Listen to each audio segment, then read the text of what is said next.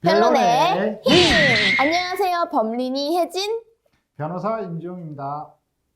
네, 요즘 이혼 그리고 재산분할 이런 이슈가 정말 많잖아요. 그래서 오늘은 그 중에서 가장 핫한 사연 하나를 가지고 왔습니다. 자, 최근과 유양의 상견례가 있던 날 이들은 서로 혼수를 하지 않기로 했다고 합니다. 그런데 곧 아이가 태어날 예정이라 그 아이를 지하방에서 키울 수 없다는 판단하에 최군의 아버지께서는 아들 부부에게 전세방이라도 구하라며 본인의 돈 2억을 주겠다고 하셨답니다. 자, 그러면서 유양의 어머니에게 본인이 2억을 낼 테니 어머니께서는 아이들에게 5천만 원만 보태세요 라고 하게 되는 거죠. 그러면서 이제 서로 혼수는 하지 말자 이렇게 제안을 했다고 해요. 그러나 유양의 어머니께서는 형편이 여유롭지 않아가지고 5천만 원은 불가능해요 라고 말씀을 하시게 되는 겁니다. 근데 이 과정에서 최군의 아버지가 유양의 어머니에게 이 부분에 대해서 말을 좀 세게 하시는 그런 일이 이제 벌어지게 되는 거예요. 여기서부터 양가의 갈등의 골이 좀 깊어지게 되는 거죠. 이렇게 순탄치 못한 과정이 있었지만 그래도 뭐 이렇게 저렇게 서로 합의를 해갖고 결국엔 최군 측에서는 2억의 전셋집을 해오고 유양 측에서는 1,000만 원을 마련해 오게 되는 겁니다. 그러나 이 행복했던 결혼 생활도 잠시 이 부부는 1년 만에 파경을 맞게 되면서 이혼 후 전셋집에는 최군과 최군의 아이가 거주하게 되었다고 해요. 자, 이들의 진짜 갈등은 이혼을 한 후부터 시작이 되었다고 합니다. 근데 이제 유양의 어머니께서 최군 아버지와 최군에게 건넨 돈과 예물을 모두 다 돌려받고 싶다고 하신 거예요. 근데 그 패물들은 이미 최군이 좀 사정이 여의치가 않아서 팔게 된 거죠. 이제 허락 없이. 자, 그렇다면 변호사님, 과연 이 유양의 어머니는 최군과 최군 아버지로부터 현금, 패물 이런 예물들에 관해서 모두 다 돌려받을 수 있을까요?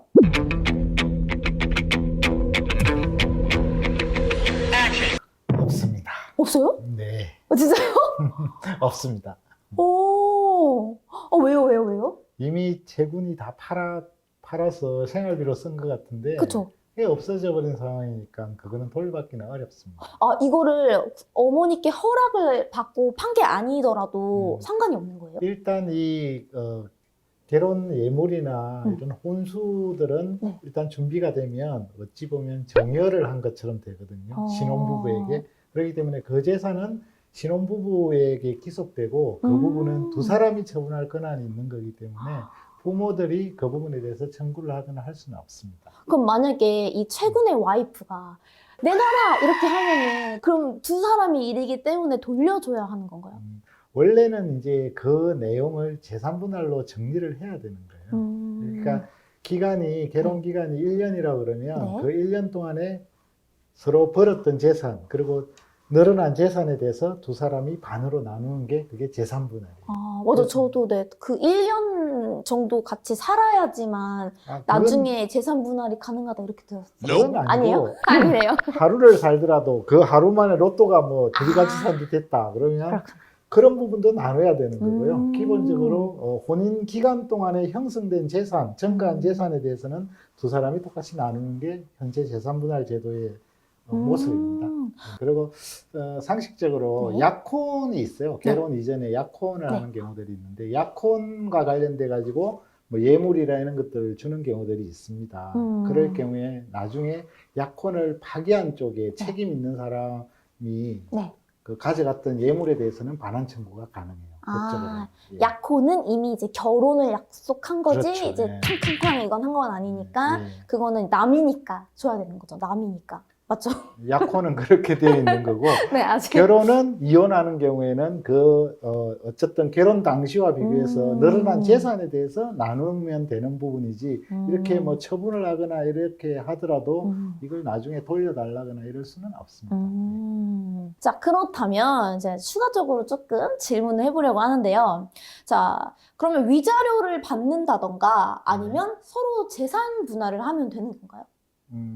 그렇죠. 기본적으로 이런 경우에는 개론 기간이 1년 정도이기 때문에 위자료 액수나 재산 분할 액수는 그렇게 많지 않을 것 같이 보입니다. 예. 그리고 위자료 같은 경우에는 사실은 이 개론에 대해서 이혼 책임이 있는 당사자에게 묻는 거기 때문에 1년 정도의 개론 기간으로 위자료 액수를 정하면 많아야 1,000만 원 정도 되는 상황이기 때문에 아마 이런 경우에는 지금 책임을 묻기가 그렇게 쉽지는 않을 것 같습니다. 애매한 네. 그런 거군요. 서로 성격 차이로 헤어지는 경우로 보이기 때문에. 근데 이들은 서로 성격 차이라고 하는 게 아닌 것 같은 느낌이. 약간 양가 집안의 문제인 느낌이 있어가지고. 그게 성격 차이. 그게 성격 차이라고 그게 합니다. 성격 차이. 가족과 가족의 성격 차이로 네. 성격 차이인 그러니까 거예요? 민법 840조 보면 결혼 생활 유자기결은 중대한 사유가 있는 경우인데 그런 경우들이 보통 지금 얘기한 종교 갈등이나 네. 성격 차이나 이런 부분들이 많이 차지하거든요. 근데 지금 보면 네. 지금 양가 집안의 성격 차이가 큰 것 같아서 맞아요. 그게 이혼 사유이기 때문에 위자료 액수는 그렇게 많이 인정되지는 않습니다. 그리고 1년 동안 뭐 일단 정확하게 직업이나 이런 것들이 나오지는 않는데 그 동안에 그러니까 부부가 둘이 형성한 재산이 늘어난 부분이 있다면 그 부분은 반으로 나누는 게 맞습니다. 위자료 책임 여부를 떠나서. 예. 그러면 유양이 매달 최군에게 양육비를 지불하고 최군이 유양의 어머니에게 그 받았던 1,000만 원을 돌려드리는 방법은 또 어떠한가요? 1,000만 원은 안 돌려줘도 된다고 얘기를 했었고요. 그럼 그리고 아예 재군이 아이를 키우고 있기 때문에 네. 아이 엄마는 양육비를 당연히 줘야 돼요. 현실적으로는 그래. 보통 남자들이 아이를 키우면 양육비를 안 받더라고요. 근데 그쵸. 엄마들이 네, 키우면 키우면 또 양육비는 꼭 받아가죠. 받아가고 그쵸. 그런 그게 현실입니다. 그러면 최군은 유양의 어머니의 동의 없이 이 폐물을 팔아버린 것에 대해서 어머니가 만약에 난 너에게 책임을 물을 거야 라고 한다면 혹시 책임을 물을 수 있을까요, 어머니가? 기본적으로 책임을 물을 수는 없습니다.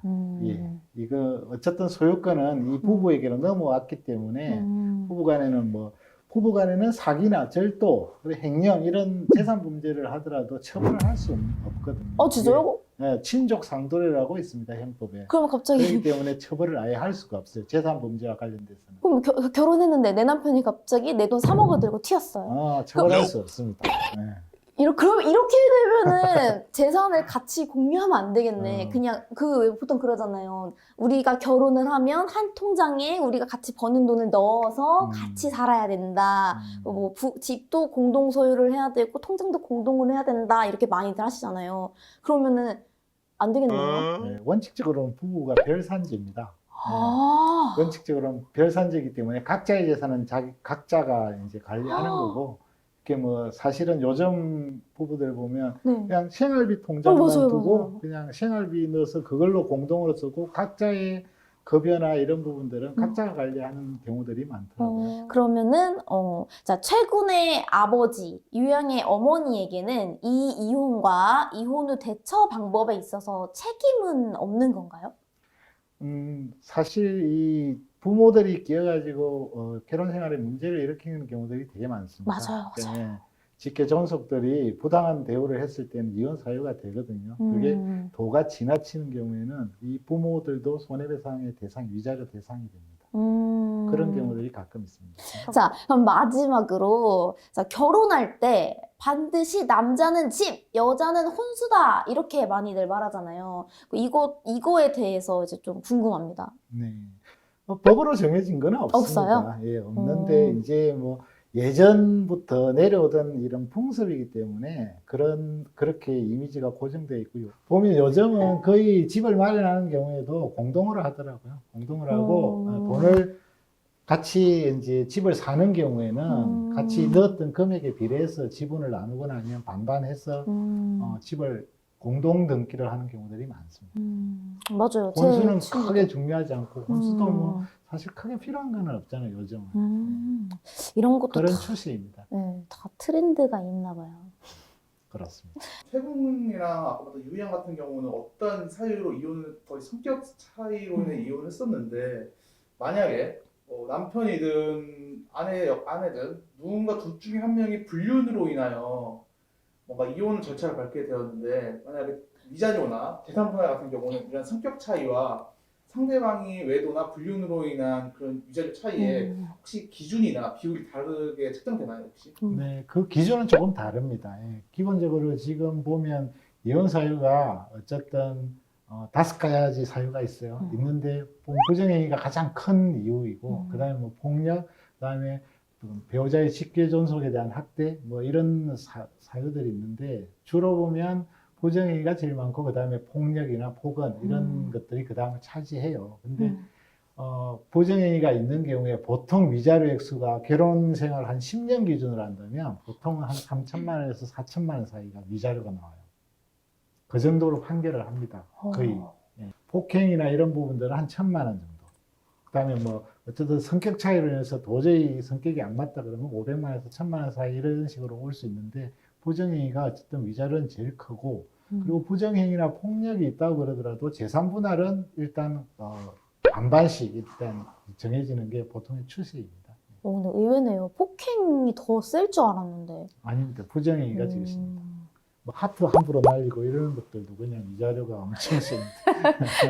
그러니까 뭐 SNS에 이렇게 막 그 하트 뽕뽕 날리고 이런 것들 있으면 부정행위로 강하게 의심을 받습니다. 보통은 남자가 집을 해온다 우리나라에서 풍수에 잡혀 있잖아요. 네. 근데 그렇다면 아까 재산 분할은 5대5로 하는 게 맞다고 하는데 네. 혹시 그런 거에 대해서도 5대5가 적용이 되는지 좀 그건 아닙니다. 기본적으로 결혼할 당시에 각자의 재산이 있는 부분은 제외하고 결혼 이후에 이루어진 그러니까 받은 월급이나 뭐 어쨌든 형성된 재산만 재산 분할의 대상이 되는 거지 내가 처음부터 집을 사왔으면 그거는 제외되는 거고 결혼 중간에도 내가 상속을 받은 재산이 있어서 재산이 늘어났다 그러면 그 부분도 제외가 되는 겁니다.